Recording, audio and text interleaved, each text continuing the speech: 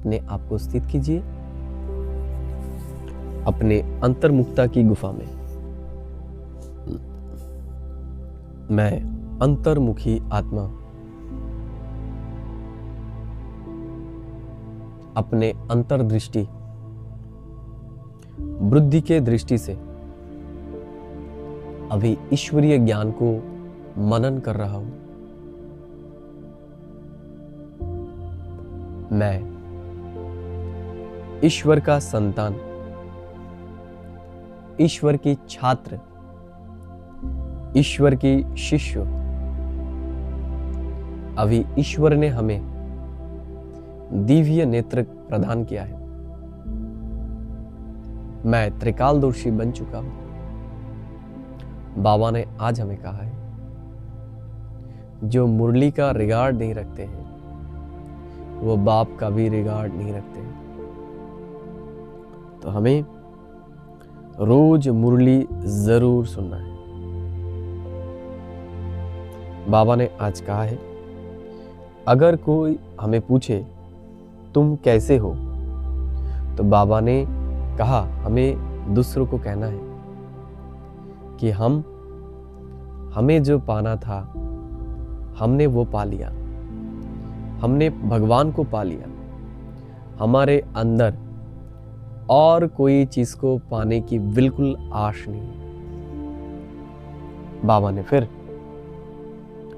हमारी बुद्धि की महिमा की है कि सुप्रीम फादर, सुप्रीम टीचर ने हमें अभी बुद्धि प्रदान किया है।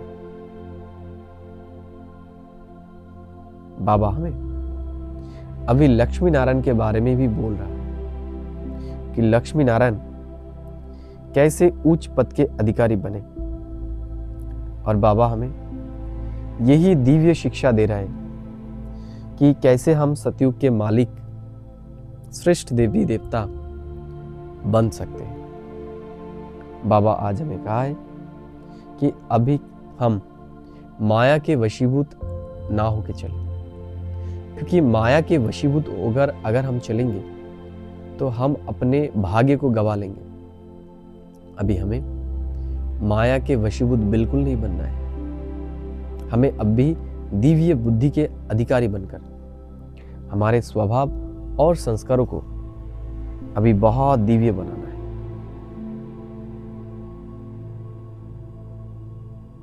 बाबा ने आज कहा है कि बाबा ने जो हमें ज्ञान दिया है, हम जितना उस ज्ञान का मनन चिंतन करेंगे उतना ही हम पावन बनते जाएंगे। बाबा ने आज हमें एक महामंत्र प्रदान किया है, वो है मन मना भव। तो बाबा हमें मन मना भव स्थिति में रहने की प्रेरणा दे रहे थे। बाबा ने आज कहा है, हमें श्रीमत के आधार से अभी भारत को पावन बनाना है। हमें भारत की सेवा करना है। बाबा ने आज कहा कि श्रेष्ठ तकदीर की स्मृति द्वारा हमें अपने समर्थ स्वरूप में रहना है। हमें सूर्यवंशी पद को अभी प्राप्त करना है। बाबा ने कहा हमें कभी भी क्रोध, लोभ, दुख के वशीभूत होकर कोई भी कर्म नहीं करना है।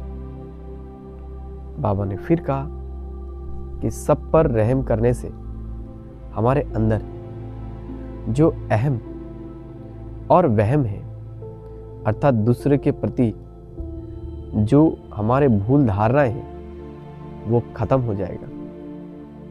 बाबा ने फिर कहा कि अब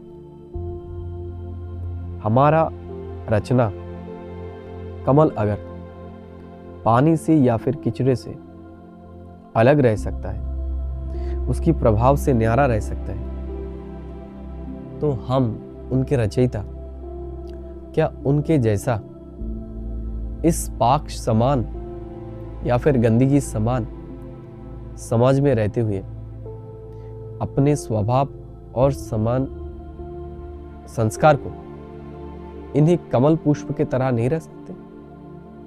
हमें भी अभी इस दुनिया के जो प्रभाव है, उस प्रभाव से अपने आप को मुक्त करके हमें खुद को अभी श्रेष्ठ बनाना है। तो आज सारा दिन हम यही चिंतन करेंगे कि हमें अभी ईश्वर की अवमानना नहीं करना है, हमें ईश्वर का सम्मान करना है, हमें ईश्वर का रिगार्ड करना है। इसलिए हर रोज हमें मुरली जरूर सुनना है, हमें योग जरूर करना है। बाबा ने आज चार्ट के लिए भी कहा है, हमें चार्ट लिखना है। तो आज हम सारे दिन इसी के बारे में चिंतन करेंगे और अपने जीवन को कमल पुष्प की तरह पवित्र और श्रेष्ठ बनाएंगे। ओम शांति, ओम शांति, ओम शांति।